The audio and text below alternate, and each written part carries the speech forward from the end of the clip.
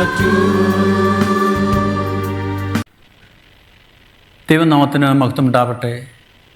കർത്താവിൽ പ്രിയ ദൈവമക്കളെ, വീണ്ടും മനോഹരമായ മറ്റൊരു പ്രഭാതത്തിൽ ദൈവത്തിൻ്റെ വചനം നമുക്ക് അല്പമായിട്ട് ചിന്തിക്കുവാൻ ദൈവം നമുക്കേവർക്കും നൽകിയ ഈ നല്ല സമയത്തിനായി ദൈവത്തെ സ്തുതിക്കുന്നു.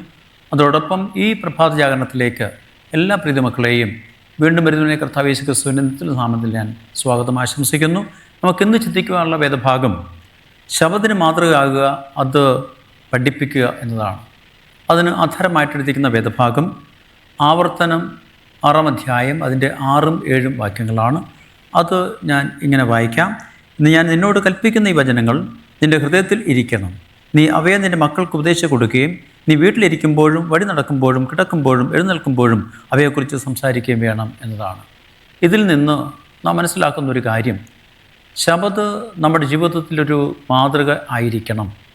നമ്മുടെ വ്യക്തി ജീവിതത്തിൽ, നമ്മുടെ കുടുംബ ജീവിതത്തിൽ, നമ്മുടെ വിശ്വാസ ജീവിതത്തിൽ, നമ്മുടെ സാമൂഹ്യ ജീവിതത്തിൽ നമുക്കൊരു മാതൃകയായിരിക്കണം എന്നാണ് നാം ഇത് മനസ്സിലാക്കുന്നത്. മാത്രമല്ല, നമ്മുടെ കുഞ്ഞുങ്ങൾക്ക്, നമ്മുടെ ഭവനത്തിലുള്ളവർക്ക്, നമ്മുടെ ഭവനത്തിൽ നമ്മോട് ചേർന്ന് വരുന്ന എല്ലാ പ്രിയപ്പെട്ടവർക്കും, നമ്മുടെ ഭവനത്തിൽ വരുന്ന അതിഥികളോടും നമ്മുടെ സ്നേഹിതരോടും നാം ഇത് പറയുകയും പഠിപ്പിക്കുകയും മാത്രമല്ല, നമുക്കിത് മാതൃകയായി തീർന്നപ്പോൾ മാത്രമാണ് നമുക്കിത് മറ്റുള്ളവരെ പഠിപ്പിക്കുവാൻ കഴിയുന്നത്. കാരണം നാം ഇത് നമ്മുടെ ജീവിതത്തിൽ പ്രാവർത്തികമാക്കുമ്പോൾ, നമ്മുടെ കുടുംബ ജീവിതത്തിൽ പ്രാവർത്തികമാക്കുമ്പോൾ ആ ശബത്തിൻ്റെ പവിത്രത, അതിൻ്റെ വിശുദ്ധി എത്രമാത്രം നമ്മുടെ ഭവന ജീവിതത്തിൽ, നമ്മുടെ ക്രമീകരണങ്ങളിൽ, നമ്മുടെ ഇടപാടുകളിൽ, നമ്മുടെ സംസാരങ്ങളിൽ നാം സൂക്ഷിക്കുകയും മാത്രമല്ല, ഈ വിശുദ്ധ ശബത്ത് എന്ന് പറയുന്നത് ദൈവത്തിൻ്റെ വിശുദ്ധ സമയമാണ്. ആ വിശുദ്ധ സമയം ആരംഭിക്കുമ്പോൾ മുതൽ തീർച്ചയായിട്ടും നാം നമ്മെ തന്നെ സംരക്ഷിക്കുകയും നിയന്ത്രിക്കുകയും സൂക്ഷിക്കുകയും നമ്മുടെ പ്രവർത്തനങ്ങൾ, നമ്മുടെ സംസാരങ്ങൾ, നമ്മുടെ വിധമായിട്ടുള്ള പ്രവർത്തനങ്ങളൊക്കെ അതിന് പ്രകാരം നന്നായി തീരുമ്പോൾ ദൈവം നമ്മെ മഹത്വപ്പെടുവാൻ ഇടയാവുന്ന തരത്തിൽ നമുക്ക് ജീവിക്കാൻ, പ്രവർത്തിക്കുവാനും മറ്റുള്ളവരോട് സംസാരിക്കുവാനും നമുക്ക് കഴിയും. അതുകൊണ്ട് തീർച്ചയായിട്ടും നമ്മുടെ കുഞ്ഞുങ്ങളെ പഠിപ്പിക്കുക, നമ്മുടെ ഭവനത്തിൽ നമ്മളൊരു മാതൃകയായിത്തീരുക, ആ വിശുദ്ധ ദിവസം നാം എങ്ങനെ ആചരിക്കണം എന്ന് നാം ഗ്രഹിക്കുക.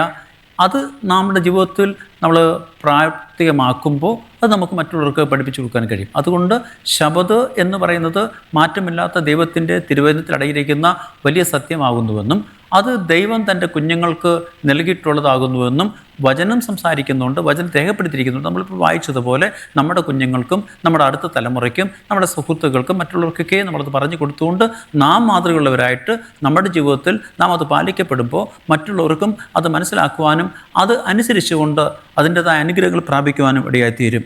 അതുകൊണ്ട് ദൈവത്തിൻ്റെ വചനം പറയുന്നത്, യെശയ്യാപ്രവചനം 58-ാമത്തിൻ്റെ 13-14 വാക്യങ്ങൾ പറയുന്നത്, നീ എൻ്റെ വിശുദ്ധ ശബത്തിൽ നിൻ്റെ കാര്യത്തിൽ നോക്കാതെ ശബത്തിൽ നിൻ്റെ കാൽ അടക്കി വെച്ച് ശബത്തിനൊരു സന്തോഷമെന്നും യഹോവയുടെ വിശുദ്ധ വസ്തു ബഹുമാനിക്കുകയും ചെയ്യുമെങ്കിൽ ഞാൻ നിന്നെ വിദേശത്തിൽ ഉന്നതങ്ങൾ വാഹനമേറ്റി ഓടുമാറാക്കുകയും ചെയ്യും. നിന്റെ പിതാവായ യാക്കോബിൻ്റെ അവകാശം കൊണ്ട് നിന്നെ പോഷിപ്പിക്കുകയും ചെയ്യുമെന്ന് യഹോവയുടെ വായ് അരുളി ചെയ്യുന്നുവെന്ന് വചനം പറയുമ്പോൾ നാം അതനുസരിച്ച് പ്രവർത്തിപ്പാനും അത് മാതൃകയാക്കുവാനും മറ്റുള്ളവരെ പഠിപ്പിക്കുവാനും ദൈവത്തിൻ്റെ പരിശുദ്ധാത്മാവ് നമ്മളെ ജീവിതത്തിൽ നമ്മളെ സഹായിക്കട്ടെ എന്ന് പ്രാർത്ഥിക്കുക ആശംസ ചെയ്തുകൊണ്ട് ഈ ചിന്ത ഞാൻ അവസാനിപ്പിക്കുന്നു. നമുക്കൊരു വാക്ക് പ്രാർത്ഥിക്കാം.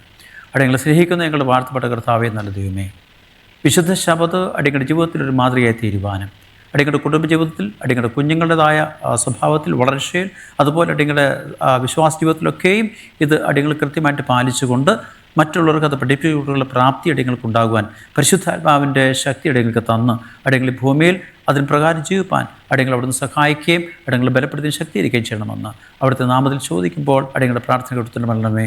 ആമേൻ.